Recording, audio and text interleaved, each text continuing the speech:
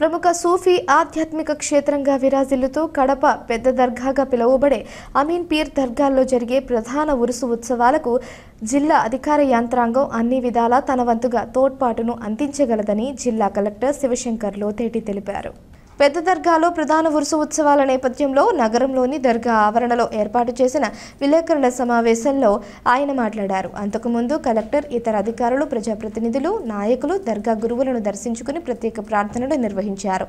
ఆ తర్వాత ఉత్సవాలకు సంబంధించిన పోస్టర్లను కలెక్టర్ ఇతర అతిథులతో కలిసి ఆవిష్కరించారు. కడప పెద్ద దర్గా ఉరుసు ఉత్సవాలకు విశేష చరిత్ర ఉందన్నారు.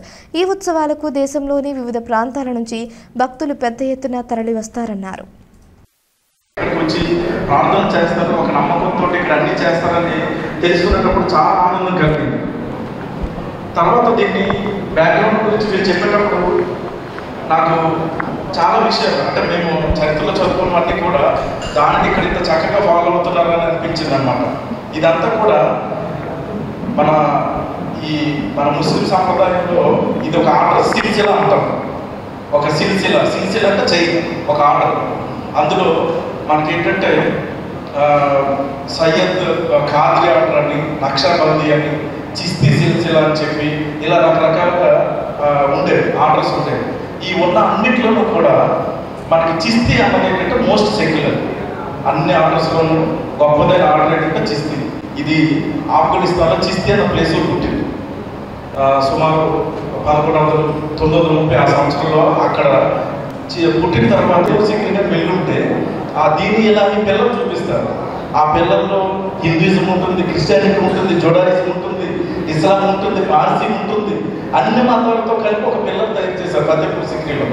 ఆ తయారు చేయడం కారణం ఎవరంటే ఈ చిస్తీ సిల్సిలా, ఈ ఆర్డర్ ఏదైతే ఉందో ఈ చిస్తీ సంప్రదాయం నుంచి వచ్చిన వాళ్ళు ఏంటంటే చాలా మత ప్రమేయం లేకుండా మానవత్వమే ప్రబోధంగా అందరినీ కలుపుకొని ఒక ప్రేమ, కరుణ ఇవేవైతే ఉన్నాయో వీటిని పంచే ఒక సిద్ధాంతం అనమాట ఈ చిస్తీ అన్నది.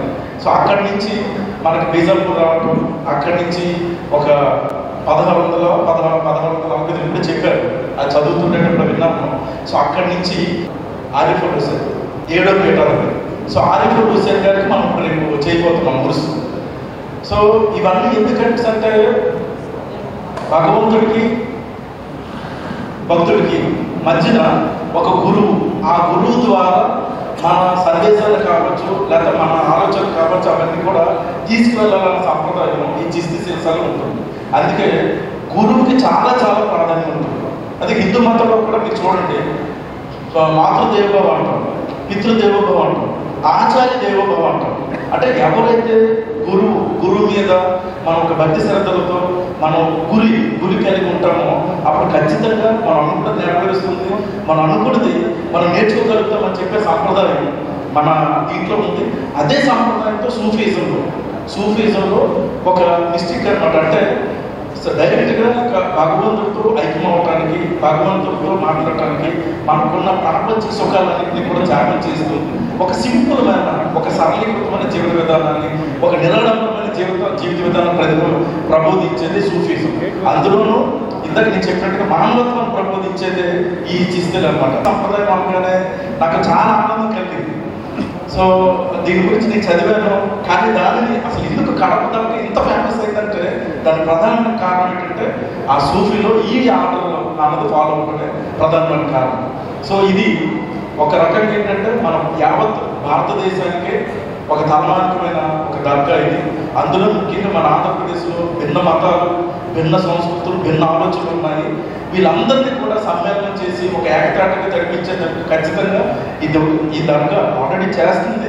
ఇక భవిష్యత్తులో మన అందరి సహకారంతో కూడా ఇటువంటి ఉరుసు కావచ్చు, రేపు వచ్చే భవిష్యత్తులో వచ్చే పెద్ద పెద్ద పండుగలు కావచ్చు, అవన్నీ కూడా మనందరం కూడా చక్కగా చేసి ఈ దర్గాకి ఇంకా మరింత పేరు ప్రతిష్టలు తీసుకొచ్చి ఇంకా ఎక్కువ మంది మతాలతో సంబంధం లేకుండా అందరూ ఇక్కడ దర్శించి ఆ మానవత్వాన్ని అందరికీ కూడా ప్రబోధించే విధంగా చేయాలని కోరుకుంటూ నాకు ఈ అవకాశం ఇచ్చిన మీ అందరికీ కూడా ధన్యవాదాలు తెలుపుకుంటున్నాను. అయితే నాకు ఫ్లైట్ 11:30కి ఉంది.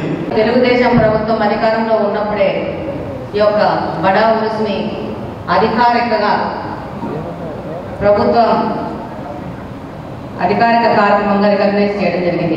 ఇక్కడ ఉన్న ప్రతి ఒక్కరికి ఆ విషయం తెలుసు.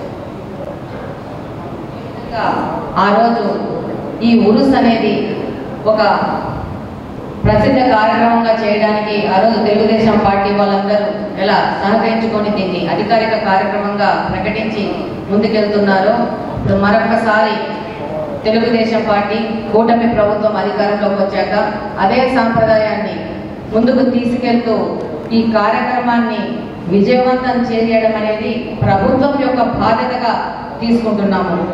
ప్రభుత్వ లాంఛనాలతో చాదర్ సమర్పించే కార్యక్రమాన్ని అంతే నిష్ఠతో గౌరవంతో చేసే విధంగా ప్రతి ఒక్క దానికి సంబంధించిన కార్యక్రమాలు కానీ చేయడానికి కానీ నిబద్ధతగా ప్రభుత్వం కట్టుబడి ఉంది. ప్రభుత్వ అధికారులు కూడా కట్టుబడి ఉన్నారు.